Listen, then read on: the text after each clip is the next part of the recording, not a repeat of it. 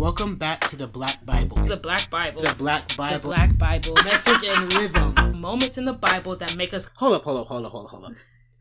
We can't go on break for 6 months and come back with the same intro. Roll the new one.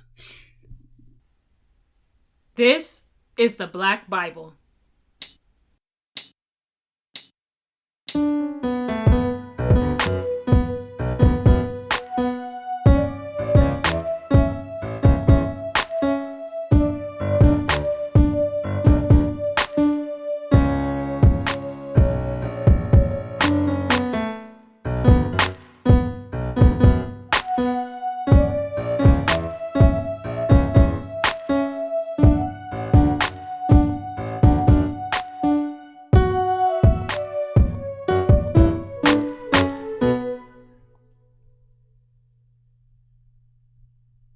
Once again, welcome back to the Black Bible. If this is your first time hearing us, I am Yvain. I'm Yasmin. And we are brothers and sisters. And here on the Black Bible, we talk about topics that not only apply to the Christian realm, but also to the young people realm. And we kind of sort of merge the two. I recommend...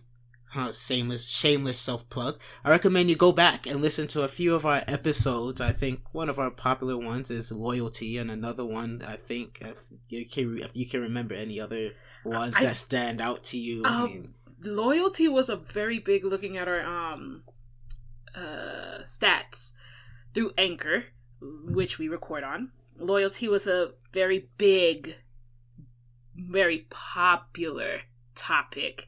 And I guess in this age of social media and being that we're in that 20 to 30 type age range, loyalty is a big topic because people are trying to date, they're trying to have friends, they're in relationships and friendships, familiar relationships. So loyalty was a big one. I can't remember our next popular one, but I do know that Moments in the Bible was our least. So... in this season, we're going to change it up, and we won't be doing Moments in the Bible anymore. We'll figure it out, and you'll see what we'll do with that segment. But with housekeeping out of the way, a small amount of housekeeping out of the way, we're back once again for the third time. And today's topic is something that I think is pretty much relevant. It will always be relevant as long as we're on this earth. Making friends, and more specifically, the struggle of making friends. Whew. Now, we're not really going to go into viewing it from like a whole world view. We're just going to talk about some of our struggles that we've had making and maintaining friends also, because I think part of the battle is making friends, and the other half of the battle is maintaining those friendships. Ain't that the truth? So, I mean, yeah, it's just something, decided to come back with something relatively light. And so... would you like to go first? Well, I mean, let's just put it all out there then. I don't know how to make friends. Facts. Making friends is something that I've never learned how to do. And you would think after like 20 plus years of being on this earth, I would know how to make friends. But I don't. For me, making friends... I've never been in a situation... nope. Let me retract that. I have been in situations where I've been presented with an opportunity to make friends, but that's not my vibe. That's not how I operate. I'm more of a let me see who you are. Let me see how you interact with other people. And then if I if I like how you move and operate, then eventually I find my way talking to you and investing in you, and somehow we connect that way. If I don't, then I move on with my life. I think as being a person who is 4 years older than you, I don't have a an innate need for friendship. You know how some people need to have friends? Like, right. They're very much connectors. They very much feed off other people's energy. I'm not that person. I'm a sloth. I'm a homebody. If you give me a book, a good book, and the internet, I'd be set. So with this whole like coronavirus pandemic thing where people are like, I don't know what to do, I'm inside, I'm like, perfect. Good night, covers overhead. I am basking in my own type of presence. So I think the number one question is we have to ask ourselves is, how do we make friends? I was always in the interesting boat to where it's like I was in the same boat as you, except people came up to me. Like, especially through elementary, middle school. It was, well, let me rectify my statement. In high school, as far as I can remember, people came up to me. Elementary and middle school, it was always kind of sort of like whoever you're seated next to. If you didn't really have any beef with them and they didn't really have any beef with you, 9 times out of 10 you guys found yourself talking and you guys became friends. And there's some friends in middle school that I made in 6th grade that, yeah, we had different classes by 8th grade, but we were still relatively close. I mean, we talked about anime, we talked about games, we talked about assignments, we made fun of our teachers, like basic middle schooler stuff. But in high school, especially for those of you who don't know, I went to an early college high school, so I did 2 years in high school and 2 years on a college campus. I still was kind of sort of in that space where people come up to me. Like, I remember in high school, 9th grade year, I was delivering something to the cafeteria, and I believe at the time it was chorus, and one of the girls in chorus, it was kind of like, it was early in the year, so there wasn't much doing, so they were sitting around talking, and one of the girls in chorus, as I walked in, was like, "Hey, best friend." Mind you, I don't know this girl from Adam. And I was like, "Oh, hey, ... and walked away. And so throughout that pretty much 9th grade year, she appeared pretty often and we got pretty close. And that is a different story for another time. But that's kind of sort of how it's always been. Even when I got to the college campus, like, classmates that I usually didn't interact with, I found myself interacting with them either because they came up to me or our friend groups intersected. Yeah. And so I would be friends with friend A, they'll be friends with friend A, and because we're on a college campus and different classes, we find ourselves hanging out with friend A, and eventually we became friends. Mm-hmm. So how do you make friends? I couldn't tell you, because I've been privileged. I'm not afraid to admit, I have never been in a situation to where I had to put myself out, be the first one to put myself out in order to make a friend. People have always came to me. So I've been blessed and privileged for the last when did I graduate? For the last 18 plus years of my life. Yeah. College now, completely different story. I am a single person. Not even in the romantic relationship sense. A single person is I have no college friends.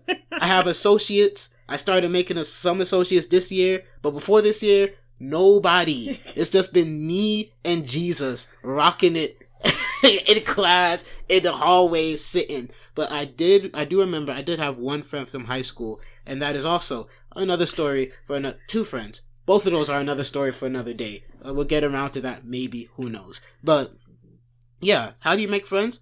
I couldn't tell you. Right? In all honesty, I think it's the fabled, you walk up to them and strike up a conversation and try to connect with them and go from there. But that, for me, that's a myth. Like, I've never seen it happen in real time, so I couldn't even confirm that that's a real thing. Of course, I'm joking, but in my eyes, it's like, that is an oddity.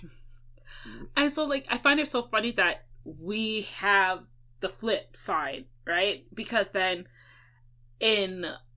we share the same, like, in high school, like, people come up to us and say, start talking to us. And I think it's because we have written on our foreheads, talk to me, great listener, Christian, will encourage, will hold your hand through the toughest crap you ever go through. Like, I think we're like a walking billboard, like, written on our foreheads, because that's how people came up to me. I remember, true story, me and this guy sat in this class almost all semester, for 2 semesters, because it was at the high school I went at. I attended, it was 7 classes a day, so we had 2 semesters of the same class. The worst type of schedule, but it worked. So we sat in a class for almost 2 whole semesters. I mean, I know his name. I know his face. I even saw him at Kroger. He worked at Kroger at one time, and I was like, Lord Jesus, let me like get out of Kroger. But he's never talked to me before this incident, and so I'm sitting in the back because it's pre-calculus and I'm good at math and I really don't want to even be in this class. It's just because I got to be here. And so one day I was going to step practice. He comes up to talk and starts talking to me about this girl in the class that he likes. And like, she's into other type of people. She's part of the LGBTQA plus community, but she's bisexual. And so like, he's feeling her and X, Y, and Z. And I'm like, I don't know why you're telling me this. And then we were cool ever since, you know, we say hi. We're not really friends. We're more associates. But even, but actually, we're actually the flip, because people don't come to me, more like I gravitate to certain people. And so, and I found myself at one point in high school, I thought, these set of people was cool, and then something happened and my spirit was crossed, and I was like, bump it, I'm not dealing with that, and gravitated to another set of people who actually became my friends, and we were friends in college, and we're still friends today. What I find so funny is that I have college friends and you didn't. Yeah, I don't have, I can't say with confidence. No, what? Let me retract that statement. I have one friend, at least I consider a friend, that I've made, but I've never seen her because of online classes. Like, other than that, like, I've made 0 friends. Any friends that I had in college were from high school. Well, you said something interesting, which I think we should talk about, right? And it's going to hurt some people's feelings after they listen to this podcast. I'm going to pose you a question. What do you do when you consider yourself a friend to them, but they don't consider them a friend to you? Or, have you ever been in a situation, because I feel like I have been, where they think that you're close, like really close friends, and you're like, we're good. We're not as close as you think we are. But you know what? Believe what you want. I value our friendship, but I know more about you than you know about me. To answer your first question, what do you do when you consider somebody to be a friend? Or I'll even change it up a bit, a close friend, but they don't consider you to be. Or they consider you to be a close friend, or they consider you to be their friend, but you're like just really associates. I think the one thing that you do in touching, because I'm going to try to touch on both. I think for the first situation is kind of like you have to take a step back and reevaluate that relationship.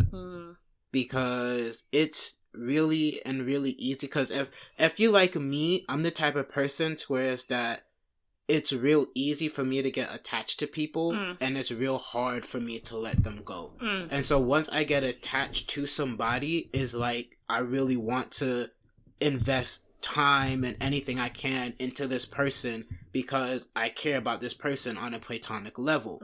Romantic level, that is a different conversation for a different day. But platonic level, I care about this person. Such as, I got my circle of friends that are guys. Like, for me, like, those are like my brothers. And I'm very attached to them. Like, if they need something without them even asking me, I will get it for them if I have the means, because I'm like, you know what? I consider you to be a very integral part of my life. There were friends that I had that were girls. Whether some of them had romantic interest in them or not, that's not the conversation.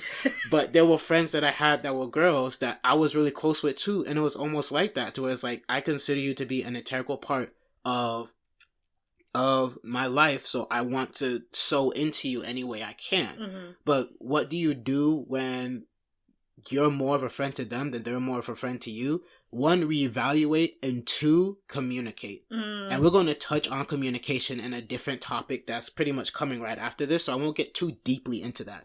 But communicate, because one thing I've found is that once you communicate with that person, you're able to understand more just based off of their reactions and what they say and what they do from there on out. Mm-hmm. And so if it was a situation to where it's just like you're putting in 50% and they're putting in 50%, then that's fine. I had math in my head and I messed it up. If you're in a situation to where you're putting in 80% and they're putting in 20%, sometimes they don't even know that they're putting in 20% because it may be that due to past friendships and maybe that due to past issues that they've had, that 20% was all that was needed. And so if that person really values you, sometimes you talk to them and they say, okay, I'm sorry, I'm going to really try to put in that extra 30% so you could put in that 50 and we can make this work.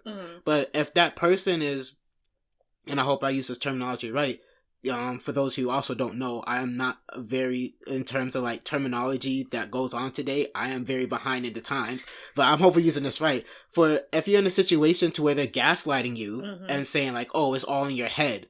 Oh, like, what are you talking about? Oh, that's not the case, XYZ, ABC. And you and yourself feel and you know that that is the case. Then the only thing you could do at that point is start to keep that person at a distance. I wouldn't recommend, even though I've done it plenty of times before, I wouldn't recommend outright cutting them off because especially if that situation was salvageable, you're going to end up hurting and you're going to end up hurting the other person. I've learned that lesson the hard way for the past 5 years. But at the end of the day, you got to do what you got to do. I wouldn't recommend it. I'm not saying you should, but I will more or less say keep that person at a distance. And even if you find it really hard to keep that person at a distance, pray and say, God, remove this person from my life, because it's better God remove them than you remove them yourself. Because if you remove them yourself, you're going to run into a lot more issues than if God removes them. It's going to hurt either way, but God has a certain way of handling situations that is like, okay, while we as humans have a certain way of handling situations, is that we have a certain way of handling situations that can get very messy very quickly. So, I mean, and on the flip side, like, I think kind of sort of that advice aside from like keeping them at a distance, it's the same when someone considers you to be a very close friend, but you don't consider them. Sometimes, whether it be through fear, whether it be through you just don't really like the person, there's multiple reasons why you wouldn't really want to be that close to a person. But sometimes it also comes down to introspection and communication. To whereas that once you introspect, communicate with the person and be like, hey, I know you consider me to be really close, but to be honest, I don't think that way. And you guys have a conversation, and whatever comes about from that conversation, you guys figure out how to move forward from there. I think what you mentioned, and I feel like this is an interview, but it's not. It's a conversation. I swear this is a conversation. But you mentioning God removing people. Let me tell you, buddy boy, I'm very famous for cutting people off. I'll tell you that. I'm very much okay, I don't want to deal with this. I'm not going to deal with this. And you are disrupting my peace and my sanity. So you gotta go. Because what I value above you is myself. And I think, because when you say keeping people at a distance, the thing that I hate, and I'm going to go back to talking about God removing people. The thing that I hate is that if you communicate, and this person is gaslighting you, right? Then you decide, hey, let me keep them at a distance. Let me keep them at arm's length. Then they say, oh, you're acting different. Oh, you're, like, I thought we were cool. How come this, that, and the other? I came to you and told you, aired my grievances like a proper adult, and you told me it was all in my head. I know it's not all in my head. I'm not crazy. So I start protecting myself and valuing myself, because again, what I think people and everybody should understand is that you must value you. Like, regardless of how long, and here's a caveat, you could be friends from you were kids, babies in diapers growing up, and you're now 30 or you're now 26 or 19, and y'all were friends since y'all were like 9 months old. You've known each other. It don't matter the length of the friendship. And it doesn't matter, and hear me, it doesn't matter the depth of this friendship. Once it becomes an instinct in where now you're disrupting me, and I'm telling you that you're disrupting me, you're causing what you're doing is causing havoc. It's making me question myself. It's toxic. You're spewing toxicity or negativity, and I can't take that from you, especially as a person who people love to come and talk to. People love to come and tell their problems to. If you as my friend is that type of negativity, toxicity is hurting me, I can't, and I tell you, and you're saying it's all in my head, and I distance myself from you, I'm done.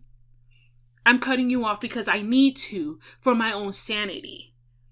Not because I don't love you, not because I don't appreciate you, not because you haven't been a friend to me, but something along the way of our friendship has changed. And because friends outgrow friends. That's true. People outgrow people. Heck, people outgrow places. Shaq outgrew a car. If you can outgrow a thing like clothing, why can't you outgrow people? And I think the way when you say outgrow people is like has such a negative connotation, which that's not really the case. Is that as you grow and you find things that you love to do and you find places that you love to go and things that you love to interact with, and say you've had a friend since childhood that they grow and they find those things, sometimes it's really hard to stay within that same circle. I applaud people who have been childhood friends and they live two completely different lives, but yet they're still interconnected. Because the more your lives differentiate is the harder it is to stay connected. And we're talking about in a regular case to where there's no issue, no problem. But when you have that and there's an issue and problem, then sometimes those problems come about is because, you've outgrown each other. It's not saying that you hate each other. It's not saying that you guys are going to wish the worst on each other. It's not saying that, you guys, like, if you guys see each other in the street, it's fight on sight. That's not what you're saying. But it's just like, okay, we've outgrown each other. And again, like, even saying that now because we've heard, like, oh, outgrown is such a negative connotation. But sometimes it's necessary. As you grow as a human, you're going to outgrow some friends. I mean, I always refer to this, think of yourself as a plant, right? You need the proper sunlight. You need the proper watering. You need proper soil. And the funny thing is, I'm going to say this, you need earthworms.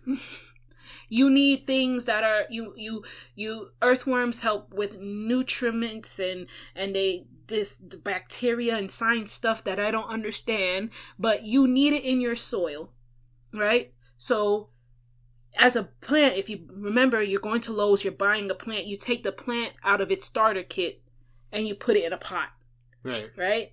You start to water, it starts to grow, it gets the sunlight, right? Or if you're starting it from seeds, like our parents do, you put it in a bed, right? And these seeds grow together. And somehow you got to take the baby plant from this mixture of seeds and plant it somewhere else because it's sucking the nutrients. It's competing for things. And it's not because these plants they're like best friends or whatever, but they're all trying to go to the same place. They're all trying to grow. So you got to weed stuff out. If you think yourself as a plant, you outgrow pots. You will outgrow a pot. You would outgrow a starter kit. You need to be in a place where you can strive and thrive. And so when we say outgrow, you're right, it's a negative connotation. But I think of it as, if you ever seen the end of the Fast and Furious, the one where Paul Walker died and his brother was not the stunt double, but his stand-in. At the end of that movie where Brian goes one way and Dom goes the other, that's what it sees in my mind. It's not that we didn't have good times when we were close, but now life has taken us in two separate directions. And it's not like if you ever needed me and called me, I wouldn't be there for you.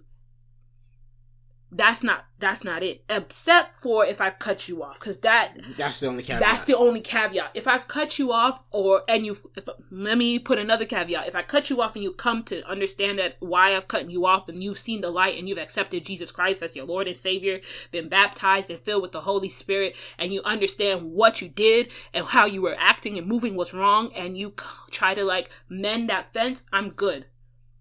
And we can mend it and figure it out. You're going to be at my arm's length for a while, because then I need you to know that this whole I found Christ is actually sticking. Right. And if you're sincere and all that, we can mend the fence and be cool. But if we've never had any beef and we just kind of just like moved away from each other, you can call me and I'll be there. I could call you and you'd be there for me. That's fine. But it's not like I hate you, I never want to see you again. It's more like life has taken us in two separate pathways, and we'll forever have what we had.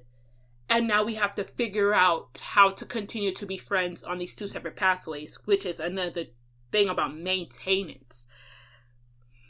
And as we come up on time, because I did mention this earlier before, briefly touching on maintaining friends, again, we know that for sure communication is a huge part of maintaining any relationship, friendship, romantic relationships, even relationship with your family. Mm-hmm. But if you could quickly, or not quickly, depending on your mood, like, what are some ways that you found, like, how to maintain friends or keep those friends that their benefit for your life, your benefit for their life in a positive way? Not just you could get something from them, they could get something from you, but you guys really impact each other's lives in a positive manner.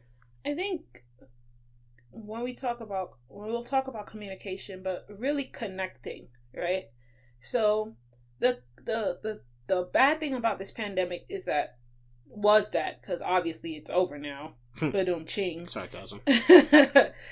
Was that we couldn't see each other face to face. You know, we couldn't hug each other. We couldn't high five. We couldn't eat together, which is a very big thing in my friend group, my college friend group. Something about food brings us together for some reason. But we couldn't do those things.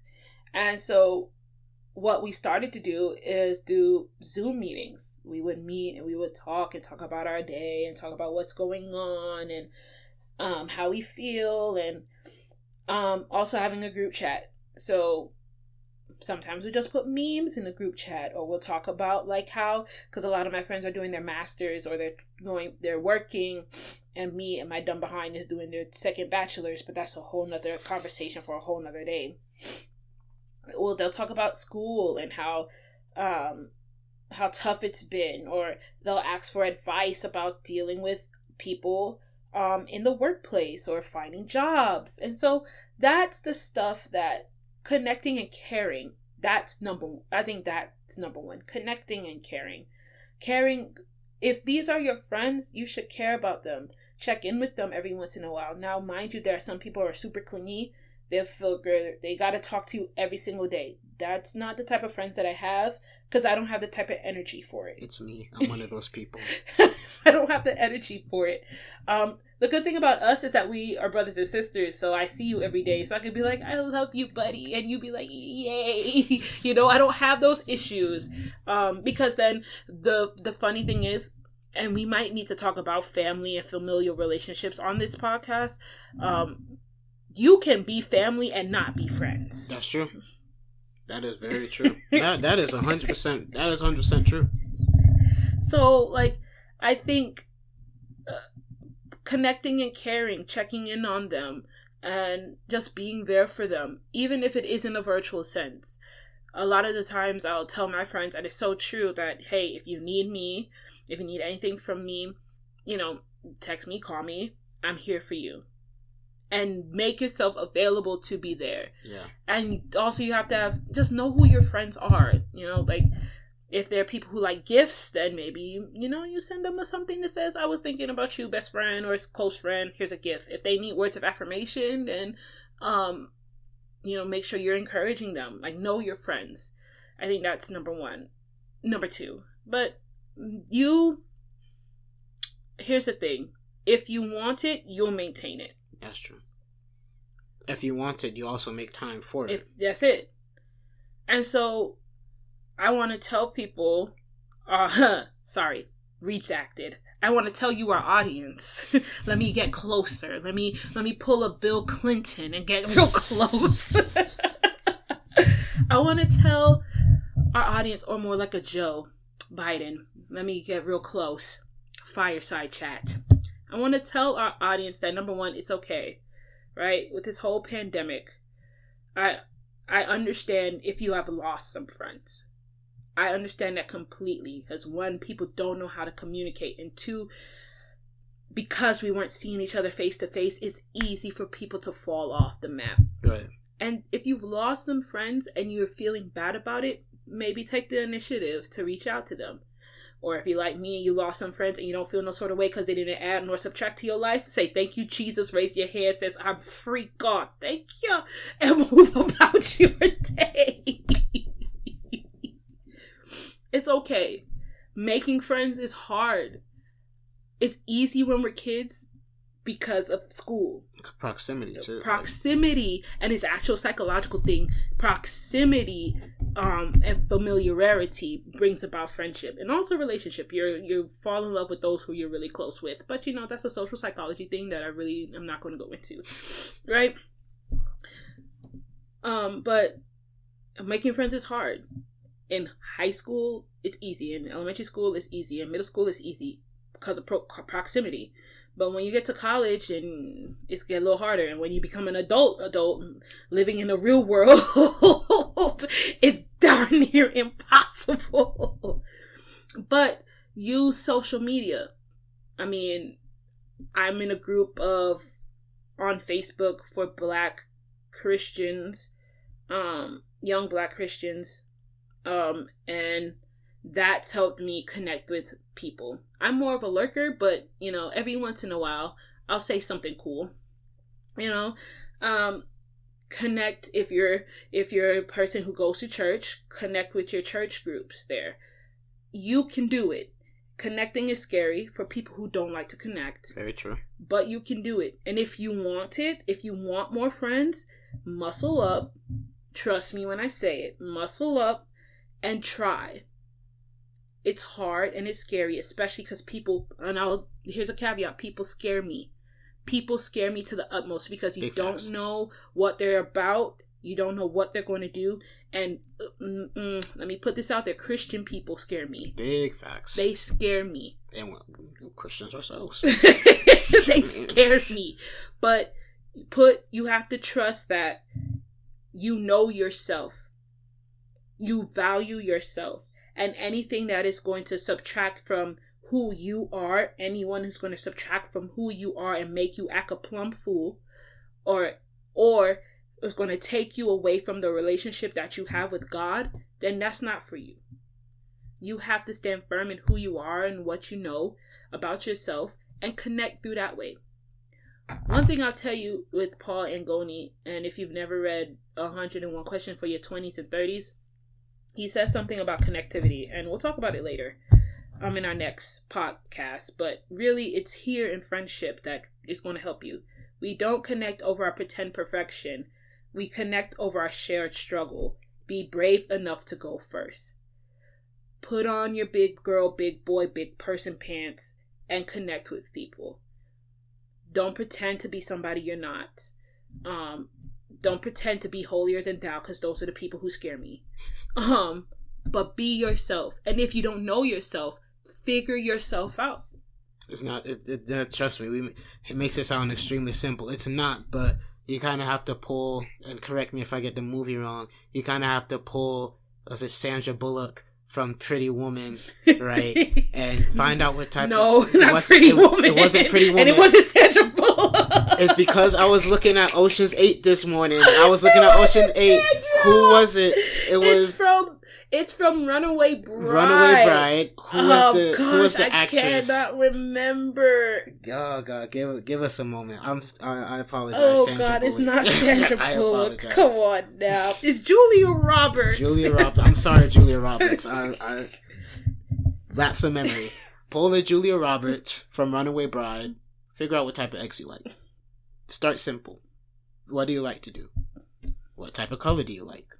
Do you like reading on a tablet or reading a physical book? And so once you start to learn more about yourself and go on this journey of self-discovery, you're going to trip, you're going to fall, you're going to scrape your knee, you're going to bump your elbow, you're going to say, I thought I liked this, but I didn't really like this. And you're going to say, I thought I didn't really like this, but I love this. And so once you reach a place to where you feel like you know yourself, because I'm one of those people that I believe that every day you learn more about yourself. The only time when you stop learning about yourself is when you've gone on to the sweet by and by. When you feel like you've reached a place to where you know enough about yourself, then connecting won't be so scary, because then you'll know what you want and what you don't want, which is an excellent tie-in into our next topic that I mentioned earlier, communication. But as for making friends, what can we say? It's difficult. It's tough making them. It's tough maintaining them. But there's something about finding those people and you know you found them is almost, it sounds cliche, but it's almost like a switch in your head just go click. There's something about having those people who you know are in your corner and you're in theirs that makes it feel like, you know what? I could go up against 10,000, an army of 10,000, and as long as I got these people by my side, I ain't even worried. These people and Jesus. You always got to make sure that the big man's in a relationship too, which again is a different topic for a different time. So many different topics for different times today. But as long as I got these people and as long as I got the big man, JC, on my side, it don't matter what I come up against. I'll be alright. This has been the first episode of Season 2 of the Black Bible. Thank you all for supporting us in Season 1 and supporting us in this long off season. And to those who are going to support us in the future, speaking it into being, we thank you for that also.